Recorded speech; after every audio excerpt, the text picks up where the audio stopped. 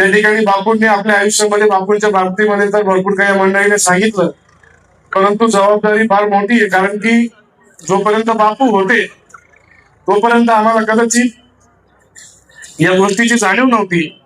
परंतु बापू गेल्यानंतर तो बाहेर ज्या वेळेला खांद्यावर आला त्यावेळेला गावाची विकासाची कामं असतील, सर्वसामान्य गोरगरीब कष्टकरी शेतकरी मजूर टाळकरी सर्व स्तरावरच्या सर्वसामान्य गोरगरीब माणसापर्यंत एक प्रेमाचा, जिव्हाळ्याचा आणि आत्मीयतेचा ऋणानुबंध आणि संबंध बापूंनी आपल्या आयुष्यभर जोपासले. बरेच बापू मला कायमस्वरूपी सांगायचे, शेवटी नातवाचं आणि आजोबाचं नातं हे एका मित्राप्रमाणे असतं. तर बापू मला कायमस्वरूपी सांगायचे की एखादी गोष्ट जर बापू आम्हाला पुन्हा पुन्हा सांगायला लागले तर आम्ही सांगायचो की बाबा तुम्ही दरवेळेला तुम्ही तीच गोष्ट सांगतात. त्यावेळेला बापू आम्हाला 2 गोष्टी सांगायचे. ही गोष्ट कायमस्वरूपी तुम्हाला लक्षात असली पाहिजे की मी किती गरिबीतनं पुढे आलो, सर्वसामान्य गोरगरीब लोकांसाठी मी काय केलं. कारण की नादारी मी पाहिलेली आहे, सद्गुरुवर भाकरीसाठी मी गल्लोगल्ली फिरलेलो आहे आणि म्हणून मी तुम्हाला या गोष्टी सांगत असतो. आणि दुसरी गोष्ट, मी माझ्या आयुष्यामध्ये राजकीय पद, माझे काही गोष्टी काही अंशी थोड्यासाठी मला काही राजकीय पद मिळाले, काही राजकीय पद मिळता सुटून गेले, पण आयुष्य जगत असताना मी जे काही कमवलंय, ज्या वेळेला मी राहणार नाही त्यावेळेला तुमच्या मागे जे मदतीचे हात आणि विश्वासाचे हात तुमच्या खांद्यावर असतील ते त्या सर्वसामान्यांनी कमवलेल्या गोरगरीब जनतेचे असतील.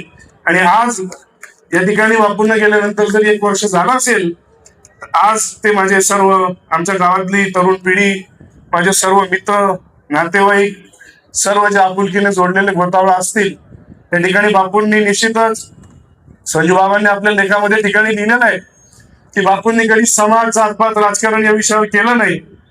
या गावामध्ये अतिशय 2 जरी घराचे कोणी लोक असतील पण तो व्यक्ती सुद्धा माझा परिवार आहे. या गोष्टीची प्रचिती शिरूरकरांनी आणि धुळे तालुक्याने या ठिकाणी अनुभवलेली आहे.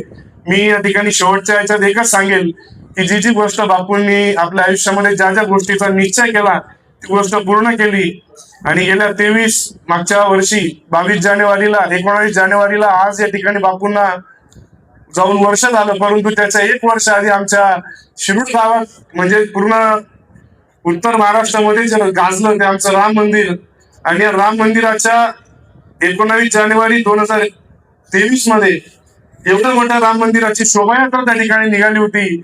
आणि कदाचित हा योगायोग असेल की त्याच 19 जानेवारी 2025 ला माझ्या आजोबांची अंत्ययात्रा त्या ठिकाणी निघाली. म्हणजे बापूंचं धार्मिक जी ओढ होती बापूंना, आणि बापूंनी कालिका मातेची आयुष्यभर सेवा केली. बाबासाहेबांच्या मार्गदर्शनात